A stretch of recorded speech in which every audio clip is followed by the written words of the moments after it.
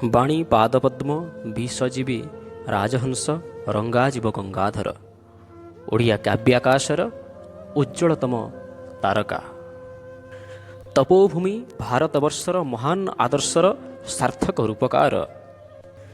ଉତ୍କଳର କାଳିଦାସ ପ୍ରକୃତି ପ୍ରାଣ ରଙ୍ଗାଜୀବ ଗଙ୍ଗାଧର ମେହେର ଯାହା ହାତକୁ ନେଇଛନ୍ତି ନିଜ ତୁଳିକାର ବର୍ଣ୍ଣ ବୈଭବରେ ତାକୁ ମହିମାନ୍ୱିତ ତଥା ମାଧୁର୍ଯ୍ୟମଣ୍ଡିତ କରି ରଖିଯାଇଛନ୍ତି। ଦାରିଦ୍ର୍ୟର ପଙ୍କିଳ ରାସ୍ତାରେ ଗତି କରିବାକୁ ପଡ଼ିଥିଲେ ତାଙ୍କର ସ୍ୱର୍ଗୀୟ ନିଷ୍ପାପ ଅକଳଙ୍କ ଶୁଭ୍ରତା ସେ କେବେ ହେଲେ ହରେଇ ନାହାନ୍ତି।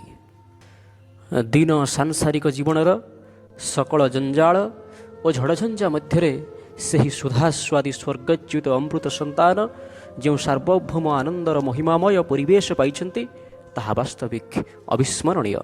ସେଇଥିପାଇଁ ସିନା ଦାରିଦ୍ର୍ୟ ନିଷ୍ପେଷିତ କବି ଜୀବିକା ଅର୍ଜନ ଶ୍ରମରେ ବ୍ୟସ୍ତ ଥାଇ ସୁଦ୍ଧା ଉଦାତ୍ତ କଣ୍ଠରେ ଗାଇ ଉଠିଛନ୍ତି ବିଶ୍ୱଦେଖ ମଧୁମୟରେ ଜୀବନ, ବିଶ୍ୱଦେଖ ମଧୁମୟ, ମଧୁର ଝରଣ କରିବ ହରଣ, ତୋପାପ ମରଣ ଭୟରେ ଜୀବନ, ବିଶ୍ୱଦେଖ ମଧୁମୟରେ ଜୀବନ।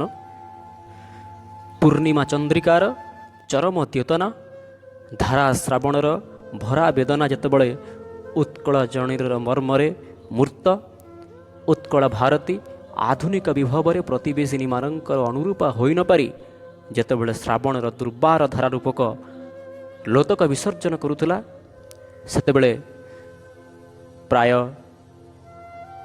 160 ବର୍ଷ ତଳେ ଜନନୀର ବୁକୁର ବେଦନା ଦୂରୀକରଣ କଳ୍ପେ ଉତ୍କଳ ଭାରତୀର ଚକ୍ଷୁର ଲୋତକ ପୋଛିଦେବା ନିମିତ୍ତ ଶ୍ରାବଣ ପୂର୍ଣ୍ଣିମାର ମଧୁଲଗ୍ନରେ 1862 ମସିହା ଅଗଷ୍ଟ ମାସ 9 ତାରିଖରେ ଅବିଭକ୍ତ ସମ୍ବଲପୁର ଜିଲ୍ଲା ଅଧୁନା ବରଗଡ଼ ଜିଲ୍ଲାର ବରପାଲି ଗ୍ରାମରେ ଜନ୍ମଗ୍ରହଣ କରିଥିଲେ ରଙ୍ଗାଜୀବ ଗଙ୍ଗାଧର। ମାତା ସେବତୀ ଦେବୀ ଓ ପିତା ଶ୍ରୀ ଚୈତନ୍ୟ ମେହେରଙ୍କର ଔରସରୁ 1862 ମସିହା ଶ୍ରାବଣ ପୂର୍ଣ୍ଣିମା ଦିନ ଯେଉଁ ଶିଶୁପୁତ୍ରଟି ଜନ୍ମଗ୍ରହଣ କରିଥିଲା, କିଏ ଜାଣିଥିଲା ଯେ 1962 ମସିହା ଠିକ୍ 100 ବର୍ଷ ପୂର୍ତ୍ତି ବେଳକୁ ସେହି ଶିଶୁଟିର ଜନ୍ମ ଶତବାର୍ଷିକୀ ସମଗ୍ର ଉତ୍କଳ ପାଳନ କରିବ। ତୁଳସୀ ଦୁଇ ପତ୍ରରୁ ବାସିଲା ପରି ବାଲ୍ୟ ଗଙ୍ଗାଧର ଅତି ଶାନ୍ତ, ସୁବୋଧ ଓ ସୁଶୀଳ ଥିଲେ। ଗଙ୍ଗାଧରଙ୍କର ଶୈଶବର নম্ରତା, ସାଧୁତା ଓ ଅନ୍ୟାନ୍ୟ ବିବିଧ ଗୁଣାବଳୀକୁ କିଏ ଯଦି ସତର୍କତାର ସହିତ ଲକ୍ଷ୍ୟ କରିଥାନ୍ତା, ତେବେ ତାଙ୍କର ଜୀବନର ଉନ୍ନତ ବ୍ୟକ୍ତିତ୍ୱକୁ ସ୍ୱତଃ ଦର୍ଶନ କରିପାରିଥାନ୍ତା। କବିଙ୍କର ଜୀବନ ସ୍ୱର ଥିଲା ଅତ୍ୟନ୍ତ ଦରିଦ୍ରତା ପଙ୍କପୂର୍ଣ୍ଣ। ଜଞ୍ଜାଳ ଜଳଦ ଜଳରେ ତାଙ୍କର ଆବିଳ ଉଦର ବୋଲି ସେ ସ୍ୱୟଂ ସ୍ୱୀକାର କରିଛନ୍ତି। ସେଇଥିପାଇଁ ତ ସେ ଲେଖନ୍ତି, ଦରିଦ୍ରତା ପଙ୍କପୂର୍ଣ୍ଣ ମୋ ଜୀବନ ସ୍ୱର, ଜଞ୍ଜାଳ ଜଳଦ ଜଳେ ଆବିଳ ଉଦର। ପ୍ରକୃତିର ଜୀବନ୍ତ ଚିତ୍ର ତଥା ପ୍ରାକୃତିକ ମାନବାୟନରେ ମହିମାମଣ୍ଡିତ ହୋଇ ଏବଂ ବାହ୍ୟ ପ୍ରକୃତି ସହିତ ଅନ୍ତଃ ପ୍ରକୃତିର ସମନ୍ୱୟ କରିବାକୁ ଯାଇ ସେଦିନ କବି ଗଙ୍ଗାଧର ଲେଖିଲେ, ଧୀରେ ଧୀରେ ଆସ ମଳୟ ପବନ, ଧୀରେ ଧୀରେ ଆସ ବହି, ପୁଲକିତ କର ଉତ୍କଳବାସୀଙ୍କି ଶୁଭ ସମାଚାର ଦେଇ। ପୁଣି କବି ଲେଖନ୍ତି, ମଙ୍ଗଳେ ଅଇଲା ଉଷା, ବିକଚ ରାଜୀବ ଦୃଶା, ଜାନକୀ ବଲ୍ଲଭ ତୃଷା, ହୃଦୟ ବହି କର ପଲ୍ଲବେ ନିହାର, ମୁକ୍ତା ଧରି ଉପହାର, ସତୀଙ୍କ ବାସ ବାହାର, ପ୍ରାଙ୍ଗଣେ ରହି କଳକଣ୍ଠ କଣ୍ଠେ କହିଲା, ଦର୍ଶନ ଦିଅ ସତୀ ରାତି ପାହିଲା। ଦାରିଦ୍ର୍ୟର ଘୋର କଷାଘାତ ମଧ୍ୟରେ ଥାଇ ସୁଦ୍ଧା କବି ଗଙ୍ଗାଧର ବାଣୀ ସାଧନାରୁ ନିବୃତ୍ତ ହୋଇନାହାନ୍ତି। ଏକ ନିଷ୍ଠ ତପସ୍ୱୀ ଭାବରେ ସେ ସାହିତ୍ୟ ସାଧନା କରି ଯାଇଛନ୍ତି। ନୀଳକଣ୍ଠ ଗଙ୍ଗାଧରଙ୍କ ଭଳି ସେ ଜୀବନର ସକଳ ବିଷକୁ ଆକଣ୍ଠ ପାନ କରି ଉଦାତ୍ତ ଚିତ୍ତରେ ଘୋଷଣା କରିଛନ୍ତି, ମୁଁ ତ ଅମୃତ ସାଗର ବିନ୍ଦୁ, ନଭେଇ ଉଠିଥିଲି ତେଜି ସିନ୍ଧୁ, ଖସି ମିଶିଛି ଅମୃତ ଧାରେ, ଗତି କରୁଛି ସେ ଅକୁପାରେ, ପଥେ ଶୁଖିଗଲେ ପାପ ତାପରେ, ହୋଇ ଶିଶିର ଖସିବି ତାପରେ, ଅମୃତମୟ ଅମୃତରୟ ସହିତ ମିଶିବି ସାଗରେ, ଅମୃତମୟ ଅମୃତରୟ ସହିତ ମିଶିବି ସାଗରେ। ବାସ୍ତବରେ ଜୀବନର ସାରତତ୍ତ୍ୱକୁ ବାସ୍ତବରେ ମର୍ମେ ମର୍ମେ ବୁଝିଥିଲେ ଅମୃତ ସନ୍ଧାନୀ କବି ଗଙ୍ଗାଧର।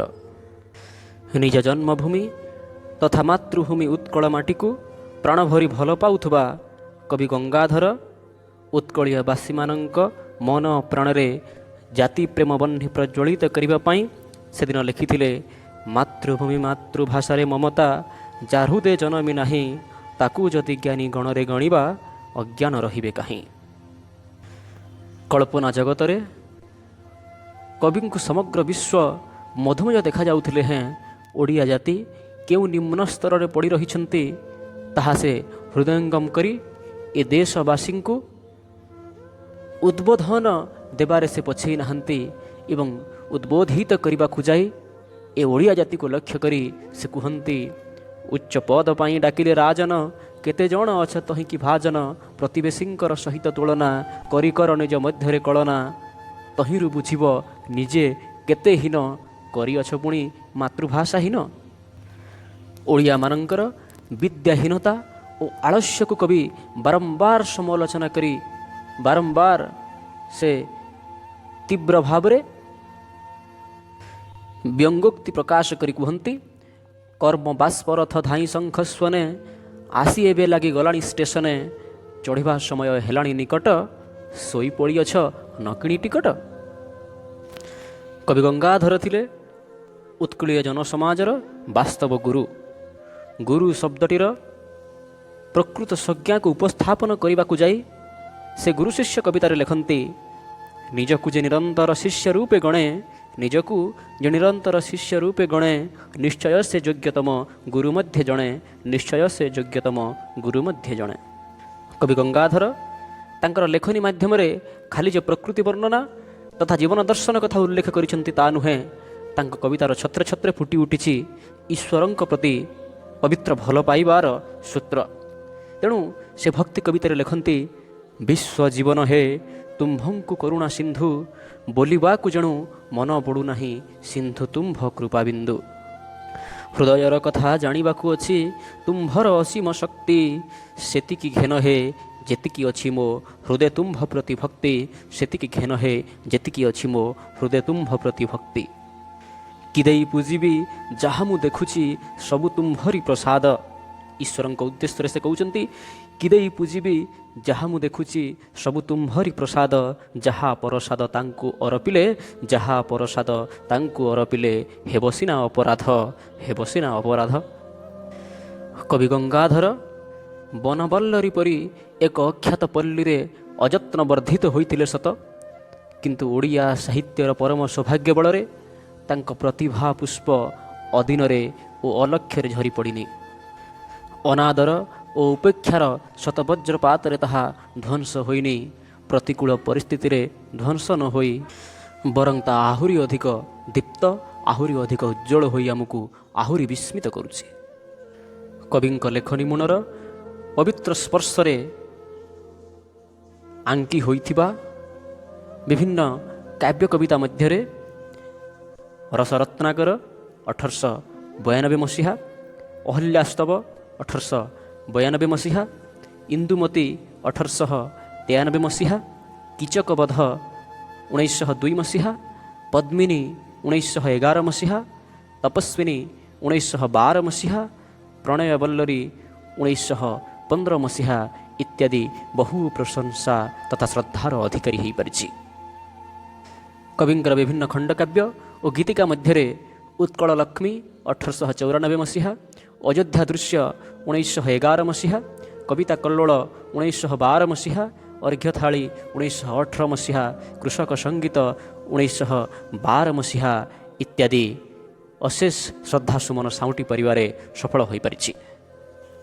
କବିଙ୍କର ଅନୁଦିତ କୃତି ମଧ୍ୟରେ ତୁଳସୀ ରାମାୟଣ ଓ ମାରିଚ ବଧ ଅଶେଷ ଗୁରୁତ୍ୱପୂର୍ଣ୍ଣ ହୋଇଥିବା ବେଳେ ତାଙ୍କର ଅନ୍ୟାନ୍ୟ ଗଦ୍ୟ ମଧ୍ୟରେ ଶ୍ରୀ ନୃପରାଜ ସିଂହ, ପୁରାଣ କବି ଫକୀର ମୋହନ, ସ୍ୱର୍ଗୀୟ କାଶୀନାଥ ପଣ୍ଡା, ଏହା କି ପୃଥିବୀର ଶବ୍ଦ, ଶିକ୍ଷିତ ଅଶିକ୍ଷିତ ଓ ଶିକ୍ଷାଭିମାନୀ ଇତ୍ୟାଦି ବହୁ ପ୍ରଶଂସାର ଅଧିକାରୀ ହୋଇ ତାଙ୍କୁ ଓଡ଼ିଆ ସାହିତ୍ୟାକାଶରେ ଏକ ଉଜ୍ଜ୍ୱଳ ଜ୍ୟୋତିଷ ଭାବରେ ପ୍ରତିଷ୍ଠିତ କରିବା ପାଇଁ ଯଥେଷ୍ଟ ଅଟେ।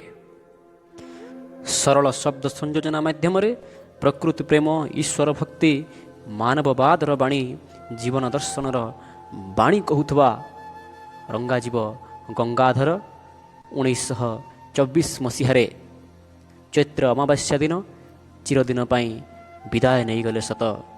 ତାଙ୍କର ମୃଣ୍ମୟ ଶରୀର ଓ ତାଙ୍କ ପ୍ରିୟ ପ୍ରକୃତିରେ ଏକାକାର ହୋଇଯାଇଛି ସତ, କିନ୍ତୁ କବି ଗଙ୍ଗାଧରଙ୍କ ନିକଟରେ ସର୍ବଗ୍ରାସୀ ମହାକାଳ ଚିର ପରାଜୟ ହୋଇଛି। ସେ ଥିଲେ ବାସ୍ତବ ଅବତାରୀ ପୁରୁଷ। ଆସିଥିଲେ ପୂର୍ଣ୍ଣମୀରେ, ଚାଲିଗଲେ ଅମାବାସ୍ୟାରେ।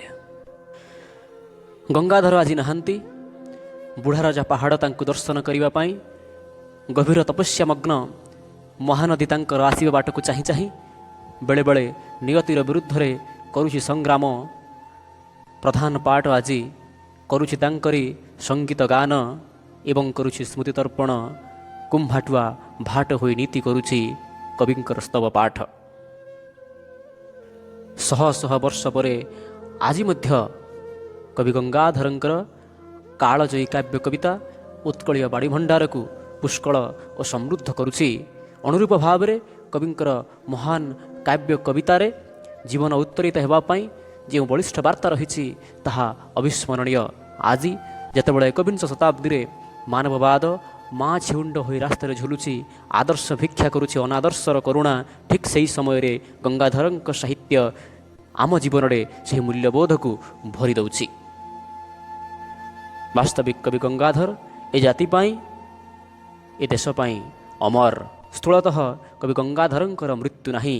ସେଇଥିପାଇଁ ସେଦିନ କବି ନନ୍ଦକିଶୋର ବଳ ଗାଇ ଉଠିଥିଲେ, ଭିକ୍ଷୁକ ସଙ୍ଗତେ ନୃପ ମୁକୁଟ ମଣ୍ଡିତ, ଭିକ୍ଷୁକ ସଙ୍ଗତେ ନୃପ ମୁକୁଟ ମଣ୍ଡିତ, କାଳବଳେ ସର୍ବେ ହେବେ ଭବୁ ଅନ୍ତର୍ହିତ, କିନ୍ତୁ ତୁମେ ଦିନ କବି ରହିବ ଜୀବିତ, କିନ୍ତୁ ତୁମେ ଦିନ କବି ରହିବ ଜୀବିତ, ଯେତେ କାଳ ଭବେ ଥିବ ଓଡ଼ିଆ ସାହିତ୍ୟ, ଯେତେ କାଳ ଭବେ ଥିବ ଓଡ଼ିଆ ସାହିତ୍ୟ।